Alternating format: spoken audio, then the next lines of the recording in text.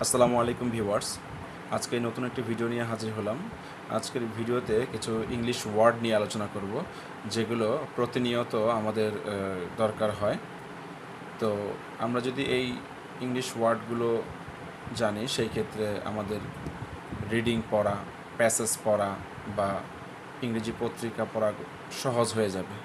So viewers, বেছে বেছে আমি কয়েকটা ওয়ার্ড নিয়ে আজকের ভিডিওতে আলোচনা করব। সো ভিউয়ার্স, চলুন শুরু করা যাক। প্রথম ওয়ার্ডটা হচ্ছে ইরাপ্ট। ইরাপ্টের অর্থ হচ্ছে ফেটে পড়া বা হঠাৎ জেগে ওঠা, কোনো বিক্ষোভে ফেটে পড়া বা কোনো কিছু হঠাৎ জেগে ওঠা, এই ক্ষেত্রে ইরাপ্ট শব্দটির ব্যবহার হয়ে থাকে। যেমন ছাত্রছাত্রীরা বিক্ষোভে ফেটে পড়েছে পুরো দেশে। কী বিষয়ে? সেক্সুয়াল ভায়োলেন্স অ্যান্ড রেপ, এই দুইটা বিষয়ে ছাত্রছাত্রীরা বর্তমানে বিক্ষোভে ফেটে পড়েছে পুরো দেশে। তো ইরাপ্টের অর্থ হচ্ছে ফেটে পড়া। ভিউয়ার্স, উদাহরণ খেয়াল করুন। স্টুডেন্টস ইরাপ্ট ইন প্রোটেস্ট, ছাত্রছাত্রীরা বিক্ষোভে ফেটে পড়েছে বা বিক্ষোভে ফেটে পড়ে। Violence erupted in this area, violence মানে সহিংসতা, ইরাপ্টেড হঠাৎ জেগে উঠেছে, ইন দিস এরিয়া এই এরিয়াতে বা এই এলাকাতে।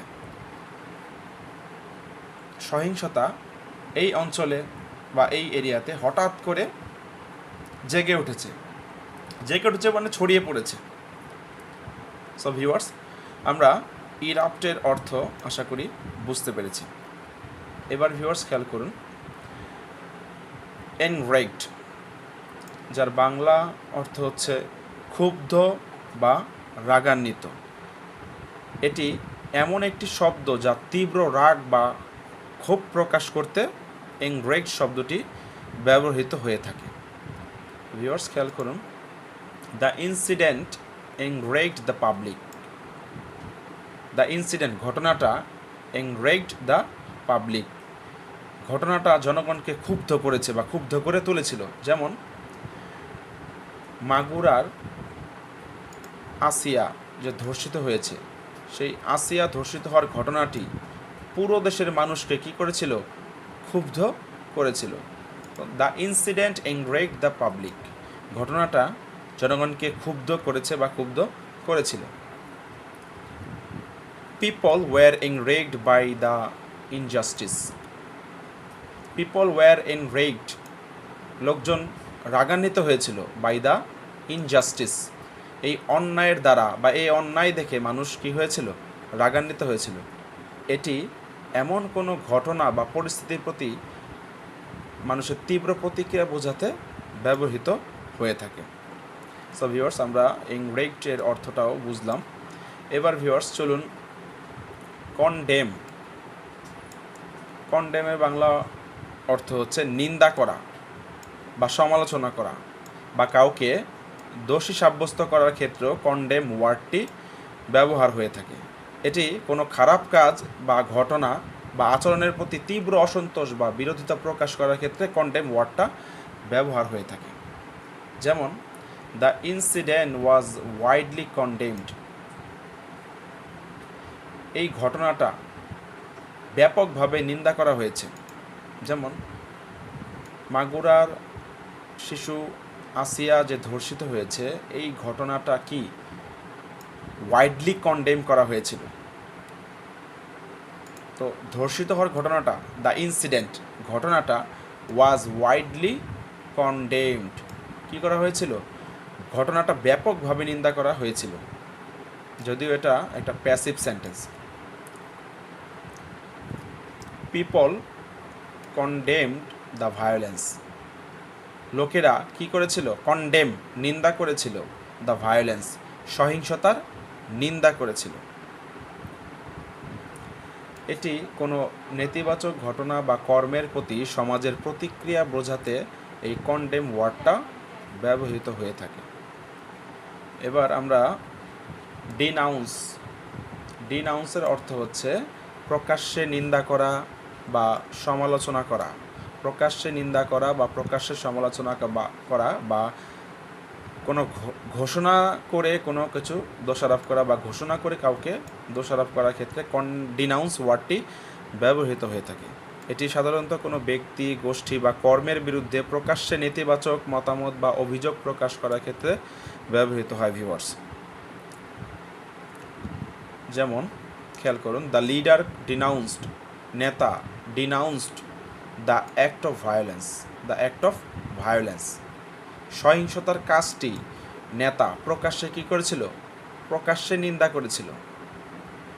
তারপর শি ডিনাউন্সড, সে সমালোচনা করেছিল বা সমালোচনা করেছেন the corruption in the system, সিস্টেমের মধ্যে যে দুর্নীতি, সে দুর্নীতির সমালোচনা করেছেন। সমালোচনা করার ক্ষেত্রে ডিনাউন্স ওয়ার্ডটি ব্যবহৃত হয়ে থাকে ভিউয়ার্স। এটি কোনো অন্যায় বা অনৈতিক কাজের বিরুদ্ধে জোরালো প্রতিবাদ বা সমালোচনা বোঝাতে এই ডিনাউন্স শব্দটি ব্যবহৃত হয়ে থাকে। আবার অনেক সময় আমরা দেখে থাকি কোনো টকশোতে কারো কোনো কটু কথা যদি কেউ বলে থাকে, সেই ক্ষেত্রে অপরপক্ষ সেই ওয়ার্ডটাকে ডিনাউন্স করে এবং সাথে সাথে বলে যে এই ওয়ার্ডটা আমি ডিনাউন্স করলাম। আচ্ছা, এবার ভিউয়ার্স খেয়াল করুন, সুইফট রিটার্ন। সুইফট রিটার্ন অর্থ দ্রুত প্রত্যাবর্তন বা শীঘ্রই ফিরে যাওয়ার ক্ষেত্রে সুইফট রিটার্ন শব্দটি ব্যবহৃত হয়। এটি এমন একটি অবস্থা বোঝায় যখন কোনো ব্যক্তি বা গোষ্ঠী দ্রুততার সাথে তাদের পূর্বের অবস্থান বা স্থানে ফিরে আসে বা ফিরে যেতে চায়। সেই ক্ষেত্রে সুইফট রিটার্ন শব্দটি ভিউয়ার্স ব্যবহৃত হয়ে থাকে। আমি একটু এক্সাম্পল দেখাচ্ছি ভিউয়ার্স আপনাদের, খেয়াল করুন।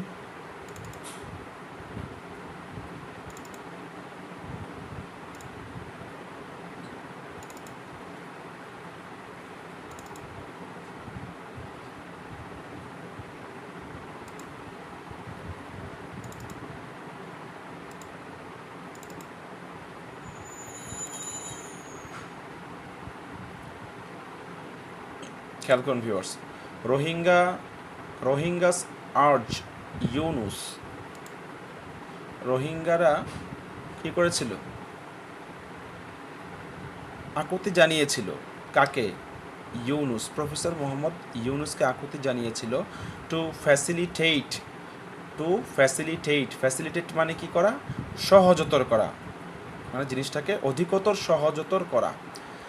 টু ফ্যাসিলিটেট, সহজতর করতে দেয়ার সুইফট রিটার্ন, তাদের দ্রুত প্রত্যাবর্তনকে সহজতর করতে রোহিঙ্গারা প্রফেসর মোহাম্মদ ইউনুসকে আকুতি জানিয়েছিল বা রিকোয়েস্ট করেছিল। সুইফট রিটার্নের অর্থ হচ্ছে দ্রুত প্রত্যাবর্তন। তাহলে ভিউয়ার্স, আমরা দ্রুত প্রত্যাবর্তনে একটা এক্সাম্পল দেখতে পেলাম।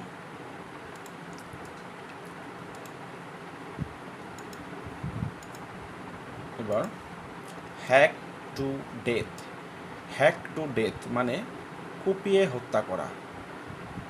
কাউকে কুপিয়ে হত্যা করা বা কোনো কিছুকে কুপিয়ে হত্যা করার ক্ষেত্রে হ্যাক টু ডেথ এই ভার্বটা ভিউয়ার্স ব্যবহৃত হয়ে থাকে।